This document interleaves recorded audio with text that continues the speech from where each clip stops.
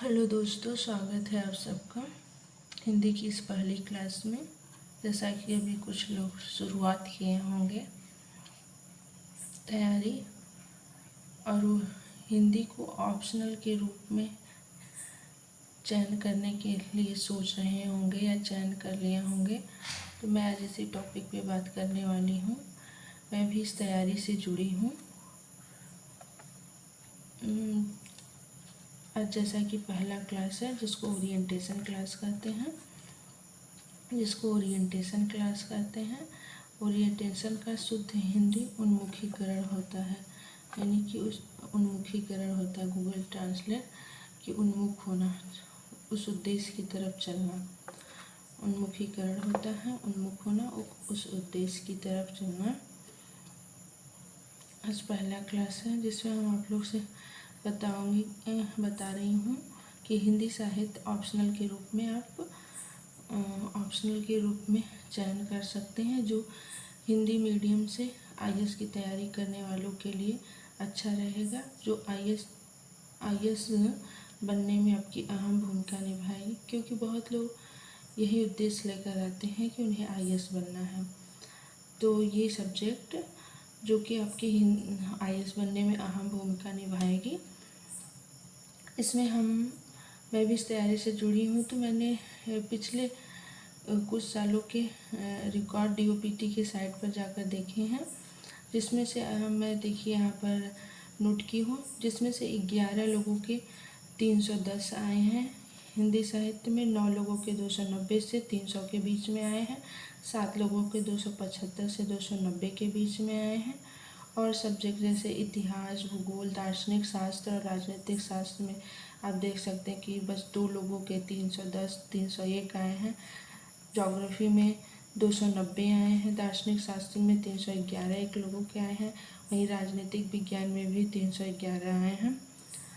तो आप भी जाकर देख सकते हैं डीओपीटी के साइट पर, क्योंकि आप ऑप्शनल चयन कर रहे हैं तो एकदम बेहिचक, कोई द्वंद्व के आप ये पॉजिटिव थिंक के साथ अपना ऑप्शनल का चयन करिए, क्योंकि ऑप्शनल ही आपकी अहम भूमिका निभाती है आईएएस बनने में।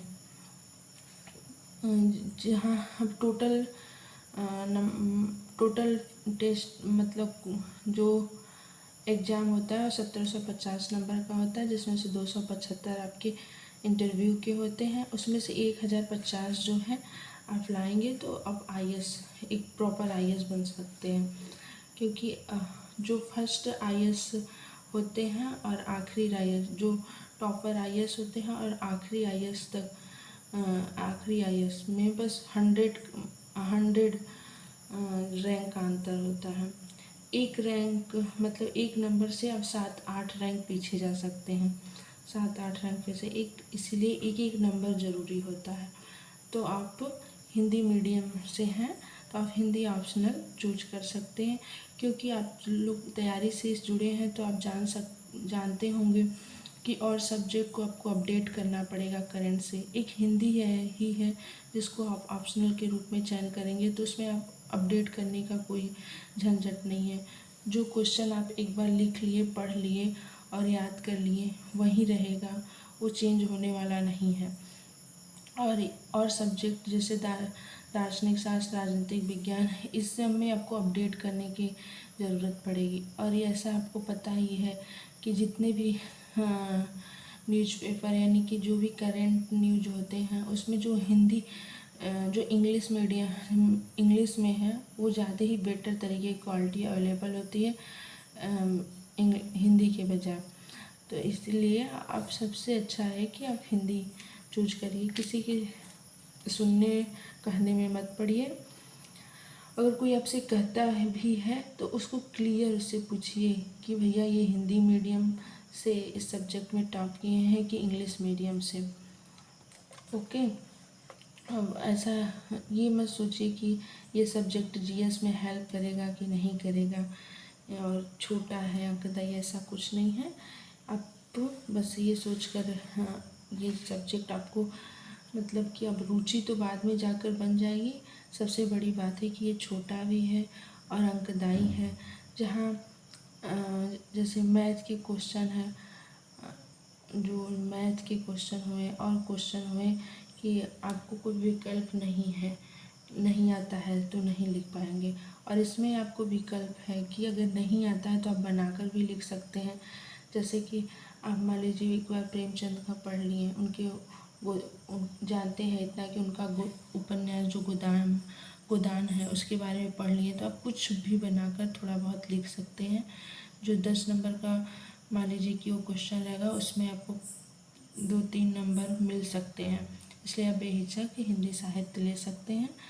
इसके जो शिक्षक होते हैं वो आमतौर पर सहृदय माने जाते हैं, चाहे वो तमिल, तेलुगु, कन्नड़, किसी भी साहित्य के शिक्षक होते हैं वो सहृदय माने जाते हैं। अब आते हैं हिंदी साहित्य, यानी कि टॉपिक पे आते हैं हिंदी साहित्य। अभी जो इसका क्या हम पढ़ेंगे, इसका ये बाद में समझेंगे, मतलब हिंदी साहित्य में क्या पढ़ना है, कैसे पढ़ना है, उसके सिलेबस के बारे में बात समझेंगे। कुछ थोड़ा बहुत साहित्य क्या है, हिंदी साहित्य क्या है, इसके बारे में जान लेते हैं। हिंदी साहित्य क्या है इसके बारे में जान लेते हैं। आते हैं, इसमें 8-10 वर्ड ऐसे होते हैं जो हम शुरू से ही गलत वर्डिंग करते आए हैं। जैसे हो गया, यहाँ पर देखिए हम नोटते हैं, जैसे हो गया कि उज्ज्वल हो गया, अतिशयोक्ति हो गया और श्रृंगार हो गया। इसमें देखिए अगर हम जैसे भ्र लिखते हैं ना, उसमें ऐसे अगर र लगा देंगे तो ये गलत हो जाता है। ये बस री है, इसमें बस री लगेगा, ये बस श्रृंगार है, इसमें बस री लगेगा, र नहीं लगेगा ऐसे, ठीक है। और इसमें अब आते हैं, इसमें आप लोग बचपन से पढ़ते आ रहे होंगे, शायद जानते भी होंगे। जैसे इसमें गंदा है और इस पर एक बिंदी लगाते हैं तो इसको हम यहाँ गंभीर उच्चारण करते हैं, या चाहे बिंदी लगा दें यहाँ आधा म भी लिख सकते हैं, लेकिन ज़्यादातर होता है बिंदी लगा दो, ज़्यादा बेटर रहता है, इसको गंभीर उच्चारण करते हैं। तो ऐसा क्यों? या गंगा है तो गंगा में जो आधा अंग आता है उसको, जैसे यहाँ जैसे देख लीजिए वार्ड में है तो वार्ड में इसमें आधा अंग है तो इसको ऐसे लिख दिए हैं। वैसे गंगा में भी ऐसे लिख सकते हैं, ग आधा अंग गंगा लिख सकते हैं, मतलब गा, उसको हम या बिंदी भी लगा सकते हैं। तो ऐसा क्यों पढ़ते हैं? यहाँ पे इसको इस बिंदी का मतलब न हो जाता है, यहाँ पे बिंदी का मतलब म हो जाता है, और गंगा में बिंदी का मतलब अंग हो जाता है। ऐसा क्यों है? ऐसा इसलिए है कि ये जो पंच मार्क्स का नियम इसको बोला जाता है, जिसमें क च ट त प आते हैं। इसमें क्या होता है कि ये जो इसका लास्ट बिंदी से बाद जो वर्ड आता है, इस वर्ड, ये वर्ड मतलब कि इस किस वर्ड समूह का है? त थ द ध न, त थ द ध न, ये त वर्ड समूह का है। द वर्ड, इसकी पंचम ध्वनि जो आती है न, इसकी पंचम ध्वनि न है, उसी को इस शब्द के में बोलेंगे। मतलब कि इसकी ये द जो होता है वो त वर्ड समूह में आता है, और त वर्ड समूह का पंचम ध्वनि न है, इसीलिए इसको गंदा पढ़ते हैं। अब जैसे भ है, भ जो होता है प वर्ड समूह में आता है, और इसकी प वर्ड समूह की पंचम ध्वनि म है, इसलिए इसको गंभीर पढ़ते हैं। गंगा में आप अंग आता है, ऐसे सुनने में लगता है न आता है, लेकिन न नहीं, जो गंगा में जो बिंदी रहती है उसका मतलब हम अंगा पढ़ते हैं, क्योंकि वह गंगा ग जो होता है वह क वर्ड समूह में आता है, जिसकी पंचम ध्वनि अंग होती है, इसलिए उसको गंगा अंग का सही उच्चारण नहीं होता, न ग के बीच में आता है, इसीलिए हम उसको अंग पढ़ते हैं। तो गंगा ऐसे भी पढ़ सकते हैं। अब आते हैं हिंदी साहित्य क्या है। हिंदी जो आमतौर पर उत्तर भारत में बोले जाने वाली भाषा को, जो भाषा होती है वो हिंदी होती है। हम कह सकते हैं उत्तर भारत में जो 8-10 राज्य हैं, जैसे राजस्थान, उत्तर प्रदेश, बिहार, हिमाचल प्रदेश, ये सब पहाड़ी हिंदी, बहुत तरह की हिंदी बोली जाती है। इसमें 19 भाषा होती है, उसी को हम हिंदी कहते हैं। 19 भाषा के समूह को हम हिंदी कहते हैं। ये आपका हिंदी हो गया। अब साहित्य को समझने के लिए आते हैं वार्ड मैप पर। उसके पहले वार्ड मैप पर आते हैं। आपका ये वार्ड में जो होता है, वार्ड में 2 शब्दों से मिलकर बना है, वाक प्लस मैं से। वाक प्लस मैं से, मैं का मतलब होता है मौखिक या लिखित भाषा कोई भी जो हम प्रस्तुत करते हैं, मैं हो गया वाड में, और यहाँ पर मैं हो गया, और वाक का मतलब होता है भाषा। भाषा जो भी भाषा मतलब कि भाषा द्वारा अब अपने आप को अभिव्यक्त करने या प्रस्तुत करने का माध्यम ही भाषा है। या पोस्टर द्वारा भी, या कुछ लिख कर भी। और ये जो होता है मैं में बस मौखिक और लिखित होता है, और इसमें जो होता है वाक में ये पोस्टर पर लिखकर कुछ भी लिखा हुआ और संकेत द्वारा ये आपका भाषा होता है, वाक भाषा होता है। भाषा एक व्यापक भी होता है, सीमित भी होता है। सीमित जो होता है भाषा, शब्दों की भाषा जो मौखिक लिखित होती है वही साहित्य होती है। जो शब्दों की भाषा मौखिक लिखित है वो साहित्य है। इसमें व्यापक जो होता है वह संकेत पशु पक्षी की भाषा। व्यापक में जो संकेत की भाषा, पशु पक्षी की भाषा, ये व्यापक में आती है, और सीमित में जो आती है वो शब्दों की भाषा। इसको हम लिखित और मौखिक करते हैं, और वही साहित्य होता है। अब एक साहित्य में वाड्मय को हम किस तरह से प्रेजेंट कर सकते हैं। साहित्य में अब हम वाड्मय जो होता है वार्ता 3 तरह से प्रेजेंट कर सकते हैं। मतलब वार्ता, शास्त्र और साहित्य। वार्ता जो हम सामान्य बोलचाल की भाषा है उसको हम वार्ता कहते हैं। जैसे सामान्य बोलचाल की भाषा है, इसमें अर्थों का महत्व ज़्यादा होता है। मुहावरे जैसे मुहावरे कुछ हो गए, जैसे नाको चलनी चबाना, रानी लक्ष्मीबाई ने अंग्रेजों के दांत खट्टे कर दिए। इसमें शब्द से ज़्यादा मुहावरे, यानी कि यहाँ पर सेंस पकड़ना होता है आपको वार्ता में। जो हम सामान्य बातचीत की भाषा रहती है वो वार्ता में आती है। वहाँ पे शब्द से ज़्यादा अर्थ पर महत्व होता है। अर्थ मतलब हम सेंस पकड़ते हैं ज़्यादा। अब कैसे दांत खट्टे कर देंगे, तो वहीं अर्थ से ज़्यादा, जैसे रानी लक्ष्मीबाई ने अंग्रेजों के दांत खट्टे कर दिए, तो वहीं अर्थ से ज़्यादा शब्द से ज़्यादा हमको अर्थ पर महत्व दिए हैं, और वहाँ पर सेंस पकड़े। अब ये शास्त्र जो होता है इसमें विज्ञान, सैद्धांतिक बातें, ये सब जो होती हैं ये शब्दों का महत्व इसमें होता है। शास्त्र में शब्दों का महत्व होता है। जैसे साइंस में अगर आप एक शब्द चेंज करिए तो वहाँ पूरी अर्थ बदल जाएगी, इसीलिए यहाँ पे शब्दों का महत्व होता है शास्त्र में। और वहीं साहित्य जो होता है ये शब्द और अर्थ के बीच की प्रतिस्पर्धा, न अधिक शब्द पर ही जोर दिया जाएगा साहित्य में, न अधिक अर्थ पर ही जोर दिया जाएगा। दोनों को बैलेंस कर चलने पर ये शब्द और अर्थ के बीच प्रतिस्पर्धा होती रहती है। अब यहाँ ये जैसे ये देखिए कि वार्ता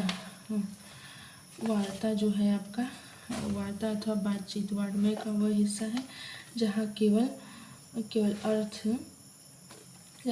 अर्थ का महत्व होता है, शब्द का नहीं होता है। इसलिए हम शब्दों को बदल कर भी सामान्य बातचीत कर सकते हैं, इसमें अर्थ में बदलाव नहीं होता है।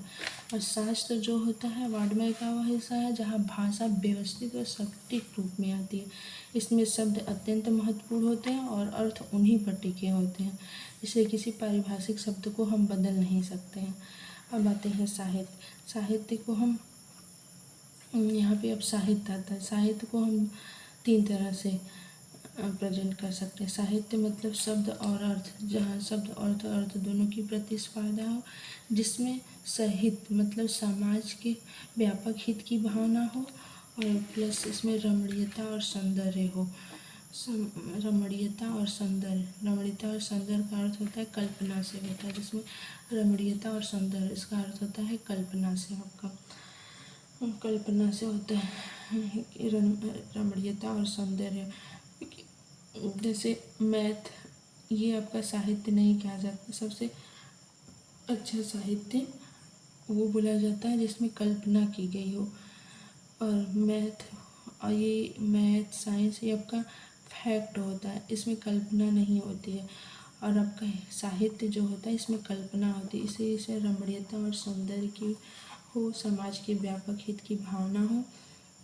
इसमें भले उसमें समाज का हित न हो, लेकिन लेखक इस उद्देश्य से लिखे कि उसमें समाज के व्यापक हित की भावना दिखे। ये हो गया। और शब्द और अर्थ की प्रतिस्पर्धा है, ये क्या होता है, अब कुछ और से समझिए कि साहित्य की परिभाषा गणित की तरह वस्तुनिष्ठ नहीं हो सकती। गणित की तरह वस्तुनिष्ठ नहीं होती, किंतु साहित्य का संबंध सौंदर्य शास्त्र और आत्मनिष्ठता से है। समानतः किसी रचना को साहित्य तब कहते हैं जब उसमें 3 गुण विद्यमान होता है। यही है ना कि गणित की तरह यह वस्तुनिष्ठ नहीं हो सकती, इसका संबंध सौंदर्य शास्त्र और आत्मनिष्ठता से है। इसमें समाज के व्यापक हित की भावना हो, इसमें साहित्य में समाज के व्यापक हित की भावना हो। एग्जाम्पल के लिए तुलसीदास और कबीरदास का साहित्य आप पढ़िए। जैसे कि सड़क छाप टाइप की जो किताबें होती हैं या कुछ कहानियाँ होती हैं, उसमें समाज की व्यापक हित की भावना नहीं दिखती है। जैसे उदाहरण के लिए कुछ होती हैं, ये कुछ ही ऐसी होती हैं जिसमें नहीं दिखती हैं। और इसमें उदाहरण के लिए समाज के व्यापक हित की भावना उदाहरण के तुलसीदास और कबीरदास का साहित्य हो गया। इसमें रमणीयता सौंदर्य का रस उपस्थित हो। बिहारी और अज्ञेय का साहित्य इस प्रतिमान पर महत्वपूर्ण है। इसमें वार्ता की तरह केवल अर्थ का महत्व न हो और शास्त्र की तरह शब्द का अत्यधिक महत्व न हो, बल्कि शब्द और अर्थ के बीच महत्व की प्रतिस्पर्धा बनी रहे। ये आपका साहित्य हो गया। क्या हो गया? साहित्य हो गया। आते हैं यहाँ पर साहित्य। अभी बोले साहित्य वस्तुनिष्ठ गणित की तरह वस्तुनिष्ठ नहीं होती है। साहित्य ये आत्मनिष्ठ होती है। वस्तुनिष्ठ मतलब जो वस्तु में समाहित हो, जो फैक्ट हो, जो निश्चित हो, जिसको हम मानना ही पड़ेगा, वो वस्तुनिष्ठ कहा जाता है। आत्मनिष्ठ जो मेरे अंदर हो, जो हम सोच रहे हो, मेरे अनुसार, मेरे राय से मैं यह सोच रहा हूँ कि आत्मनिष्ठ है, जो मेरे अंदर है, जो हम सोच रहे हैं, ये आत्मनिष्ठ है। तो जो वस्तुनिष्ठ है, वस्तुनिष्ठ का अच्छा एग्जाम्पल आपको मैथ है। और जो ये सौंदर्य मतलब आत्मनिष्ठ मतलब कि आपके अंदर हो। इस साहित्य एग्जाम्पल में साहित्य इसका अच्छा एग्जाम्पल है। और सौंदर्य शास्त्र को हम एस्थेटिक्स करते हैं। इसमें जैसे सौंदर्य शास्त्र में चित्रकला चित्रकला ये सब जैसे सौंदर्य शास्त्र में आते हैं। अब आपको आ गया कि ये आपका हो गया वाड्मय के द्वारा साहित्य को हम बताया, भाषा और फिर उसके बाद साहित्य के तीन तरह से कैसे प्रेजेंट किया जाता है। अब साहित्य 3 पार्ट है वैसे, पद्य, गद्य और चंपू काव्य का उतना यूज नहीं है। थोड़ा बहुत इस कह सकते हैं कि ये मिश्रित मतलब कि यशोधरा, ये दोनों का मिश्रण है। ये यशोधरा मैथिली शरणागुप्त का जो यशोधरा है उपन्यास, उसमें है ये आपका चंपू काव्य। और ये पद्य जैसे हो गया काव्य कविता, ये पद्य होता है। तुक जो खाता है, इसमें तेरा घाटा मेरा क्या जाता है, ये तुक जो होता है एक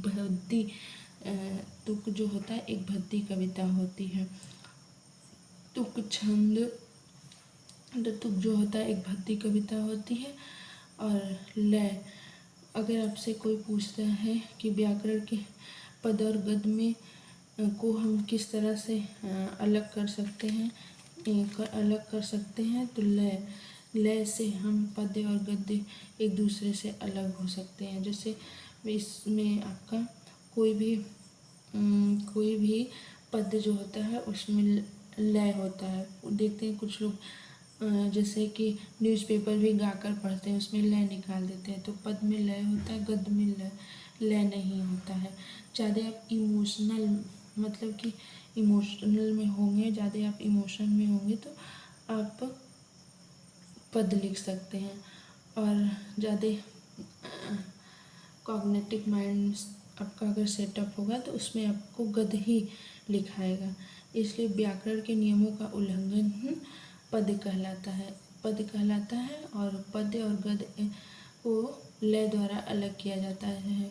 और लय व्याकरण के नियमों के उल्लंघन से ही होता है। ये जैसे कुछ हो गया कि आज 3 दिसंबर है, हिंदी साहित्य की पहली कक्षा है। ऐसे हो गया। अब आते हैं गद्य साहित्य। अब ये यहाँ तक हो गया। अब हमको पढ़ना क्या है, ये मेरा सिलेबस हो गया कि गद्य साहित्य। गद्य साहित्य में हमको कथात्मक गद्य, जिसमें कथा ही रहते हैं, जिसमें कथा, कहानी और उपन्यास द्वारा रहते हैं। वो कहानी में हमको प्रेमचंद की कहानी की पुस्तकें और एक दुनिया समानांतर पढ़ना है। उपन्यास में आपका महाभोज, दिव्या गोदान, मैला आंचल पढ़ना है। वही हो गया। दृश्य प्रधान गद्य में आपका नाटक आएगा भारत दुर्दशा, स्कंदगुप्त और आषाढ़ का एक दिन आएगा। विचार प्रधान गद्य में निबंध, चिंतामणि, निबंध निलय हो जाएगा।